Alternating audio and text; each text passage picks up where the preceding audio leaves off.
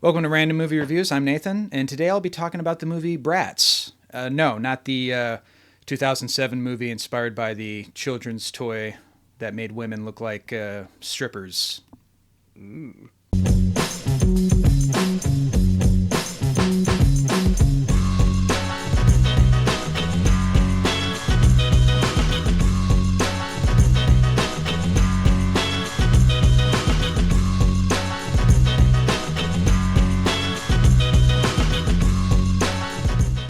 So this is the second video I've done recently based on a topic or movie that I had no plans on doing originally.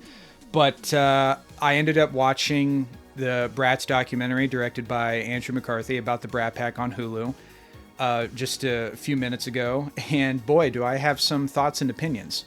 Well, this started originally last night when I was on Letterboxd, just kind of looking at other people's reviews. I spent a lot of time on there, unsurprisingly. And I came across this review that was talking about Bratz, and it was like a 0.5-star rating. I was like, oh, wow. It was really bad. And the reviewer said that they found the film to be unintentionally hilarious and that it made Andrew McCarthy look very, self-indulgent and bitter. And after I read that review, I read numerous other reviews about this movie that were all very much in that same vein of Andrew McCarthy basically just whining a lot about the Brat Pack. And I was like, is it really that bad? So after just watching it, this is a weird one. Okay, so a little bit of background. I mean, everybody should know the Brat Pack by now. If you don't, it was a group of these actors. They were young, in their early 20s. It was kind of a renaissance of these young adult teenager films that, films like Breakfast Club, Pretty in Pink, St. Elmo's Fire, all of these movies came out, and they were a big success in the 1980s, and they got a lot of attention. And this really started with an article that was written that gave these young actors, and that's another thing about the documentary, is like, who is in the Brat Pack? And it's kind of up for debate, some of them, but the ones that were definitely a part of it is like Andrew McCarthy, Rob Lowe, Judd Nelson, Molly Ringwald, Ali Sheedy, Demi Moore, Emilio Estevez, and then there's like actors that were like adjacent, people like Tom Cruise, Robert Downey Jr. So it's not super specific, but it was, you kind of get the idea. These young actors coming up in the early to mid 80s is what the Brat Pack's about. And the documentary is centered around Andrew McCarthy because he's the director of it. And the premise of it is basically he feels a very negative attachment to the Brat Pack. He doesn't like it. Anyway, so it was a really negative, pejorative thing, and we fucking hated it. And we thought, who wants to be called a brat? Who wants to be in a pack? It adversely affected our careers. And clearly he's not gotten over it 40 some odd years later. He still feels very bitter about it. And so he wants to... watching the documentary, it kind of reminded me of High Fidelity, where in that movie, John Cusack wants to contact some of his exes and realize what went wrong. What did I do wrong? And that's kind of how Andrew McCarthy comes off in this documentary. And so what was interesting is that some of the actors, the two that he really wanted to get, didn't want to be part of the documentary. And that was Molly Ringwald and Judd Nelson. And with Judd Nelson, as far as I'm aware, I have no idea what his thoughts on it were. But Andrew McCarthy reveals that he did talk to Molly Ringwald off camera, and that she just didn't want to be, she didn't want to focus on something that was in the past. She wanted to move forward, unlike Andrew McCarthy. And so that was really interesting. But the people that Andrew McCarthy was able to track down and talk to were the following: was Emilio Estevez, Rob Lowe, Demi Moore, Ali Sheedy, and then he talked to Tim Hutton, somebody who was kind of adjacent to the Brat Pack, and those are the main interviews. And then he for the final interview, the climax of the film is him interviewing the writer who wrote the story on the Brat Pack, who coined the term Brat Pack that kind of kicked this whole thing off. The first interview with Emilio Estevez was really interesting. First of all, I need to say there's kind of a tension throughout this whole movie that was like, there's kind of an uncomfortable quality to it. And I think part of that is because Andrew McCarthy's bitterness is kind of always present.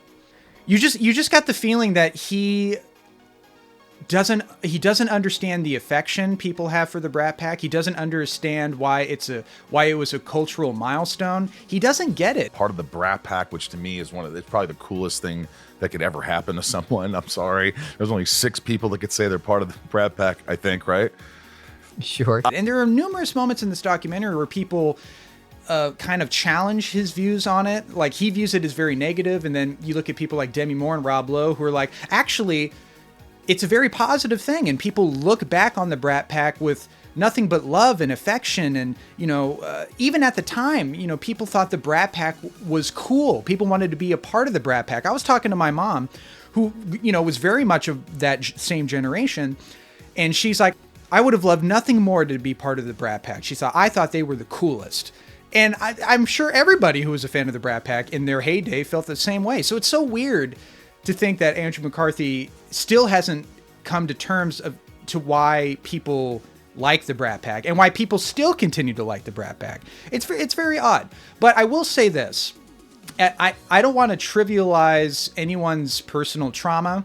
There is kind of an argument that's been going around a lot with the whole Nepo baby talk about if you're somebody who's privileged or you're somebody of status, you're not allowed to, complain about certain things. You're not allowed to vent about certain stuff. And I kind of disagree with that. Like, I understand the argument of we don't want to hear rich people complain, but at the end of the day, people are going to feel things no matter what status they are. And, whatever they feel, whether it's negative, I sincerely hope that they can work through it in a way that is beneficial to them. And so I will say that as odd as it is to see Andrew McCarthy still, kind of trying to come to terms with the Brat Pack, I do think that it is a sincere thing. I don't think he's doing this just for the sake of doing it. I feel like he really does have some genuine emotional stuff that he needs to work out with both his career and his legacy with the Brat Pack. That's genuine. And I sincerely wish him the best in that. But at the same time, he doesn't, the way he presents himself at this documentary, it's not really the best look. The first interview with Emilio Estevez was really interesting. Emilio Estevez pretty much feels the exact same way Andrew McCarthy feels, in that they both felt that the article was very negative, that it portrayed them in a bad light, that it impacted their careers negatively, and that they weren't able to get in certain roles that they wanted to get because of the branding of the Brat Pack. And that's how they feel, and that's fine. Andrew McCarthy specifically says, Martin Scorsese's not going to call anybody from the Brat Pack and make a movie. And Emilio Estevez is like, that's absolutely right. The Color of Money, Tom Cruise. And let's not forget, like, before the whole Brat Pack thing took off, Francis Ford Coppola made The Outsiders, and that's considered to be maybe the first Brat Pack movie. And then since then, I mean, there have been numerous actors who have been a part or associated with the Brat Pack to still have great careers. I mean, Rob Lowe is still working, and he's still doing great stuff. I absolutely love him in Parks and Rec. Robert Downey Jr., with the comeback of the century, is still one of the most famous movie stars ever. Tom Cruise, often coined the last movie star. And then, Nicolas Cage was mentioned in the article, and Kevin Bacon, and these actors are still having, great careers and still making quality stuff. So the whole argument that, Andrew McCarthy's career didn't pan out all that well because of his attachment to the Brat Pack, I think that can be easily refuted. I mean, Demi Moore is another one.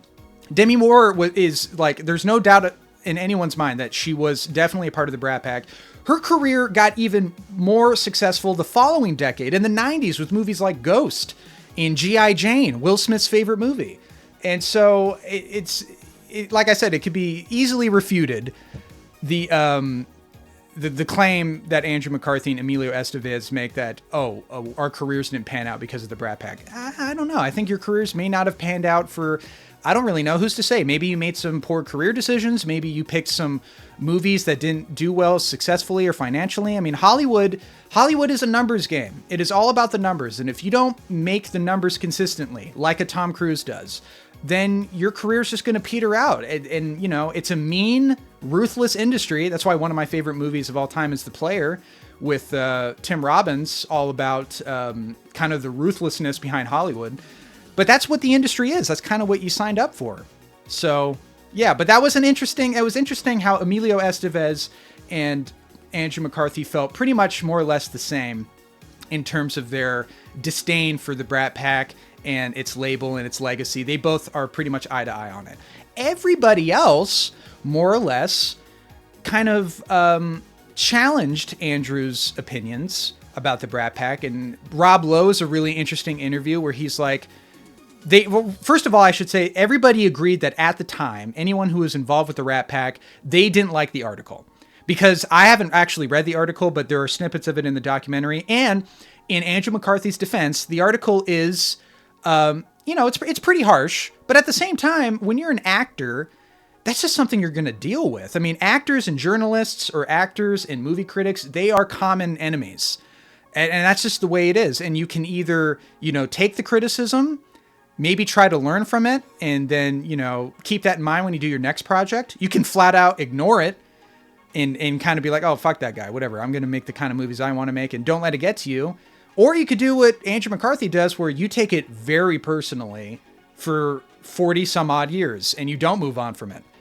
I don't recommend that route. That's probably not the best route to go about it. But like I said, I sincerely hope Andrew McCarthy tries to come to terms with this, because the other sad thing about this documentary is that when the documentary ends, and I should mention that the final interview of this movie is the interview he does with the journalist, the guy who wrote it.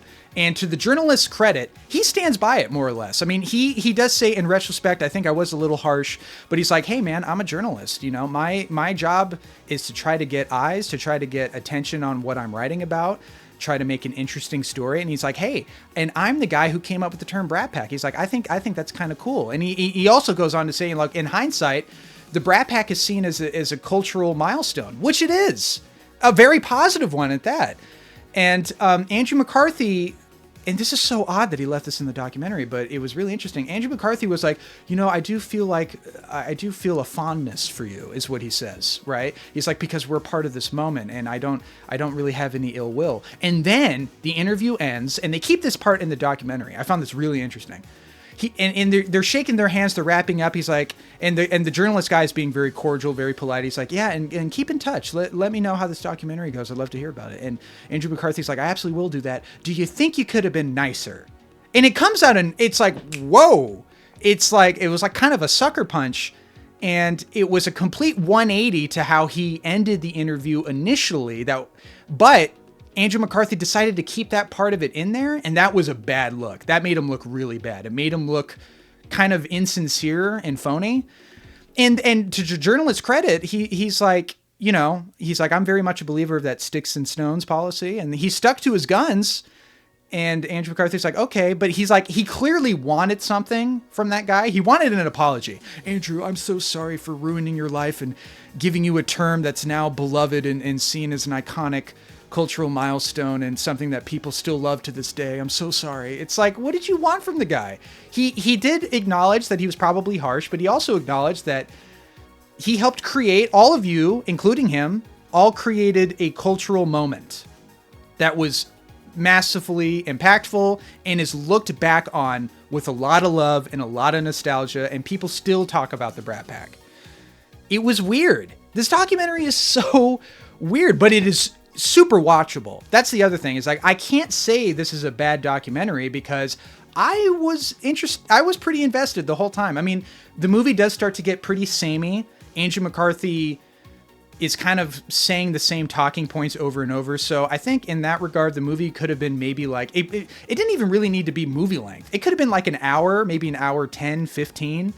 And because there's a lot of it that is kind of like, we're going over the same stuff here and we're not really saying anything new. But watching Andrew McCarthy's temperament throughout the movie, him trying to come to terms with it, him being surprised when Rob Lowe or Demi Moore or Ali Sheedy or like when Leah Thompson are like, no, I think it was a cool thing. And Leah Thompson's like, I wish I was a part of the Brat Pack. I felt kind of left out. I thought it would have been cool. And so, yeah, there are two ways this documentary could have gone. it could have gone one way where it's like, this could have been a very standard retrospective. Do you guys remember the Biography channel? I remember growing up, there's a thing called the Biography channel where it would pick like an actor and it would very routinely go through their career, their highs and their lows. And it was like a Wikipedia page. And it's like, yeah, it was like mildly interesting. We could have gotten something like that where it's like, it's a standard retrospective about this moment in time, this impact on cinema, these actors and where they've gone since. And it could have been kind of basic, but instead we get this, which is like a very bitter and weird and tonally kind of confused documentary that I think is actually more interesting than the other alternative, than the other option of just a standard retrospection. I find this to be more interesting. So do I recommend this documentary? Oh boy.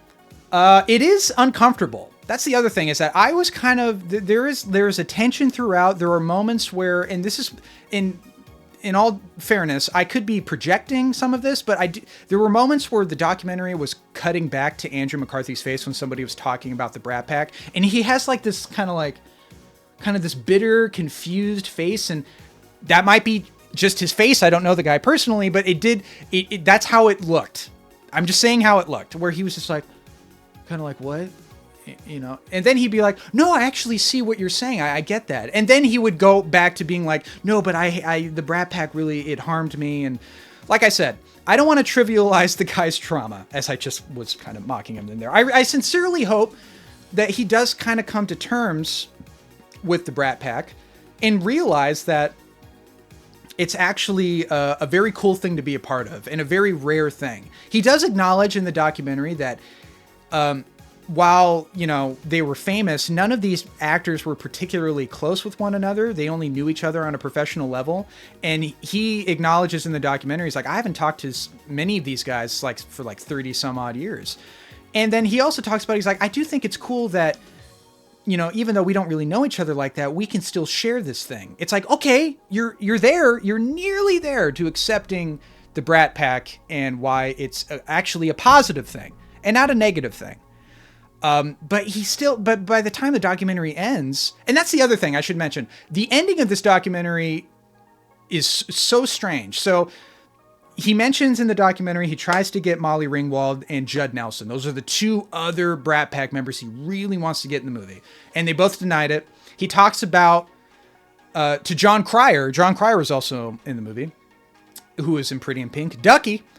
And, He tells John Cryer, he's like, Molly said she'd think about it, but ultimately she kind of wants to move on and not, you know, look back on that stuff. So who knows to what her feelings are on it. But the movie ends with a phone call and Andrew McCarthy picks up, Judd, hello? And then the movie just ends and we're like, if I was a betting man, I would bet that was fake.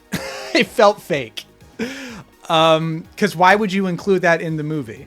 Other than, it seems like kind of a fun cinematic way to end the documentary, but it came off as very odd, very forced and planned, kind of inauthentic. It could have been real, but it read kind of phony.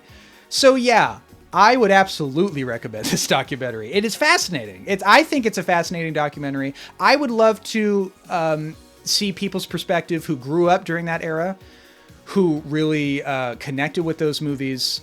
I would like to see what their perspective on it was. Because I just talked to my mom about it, and she wants to watch it.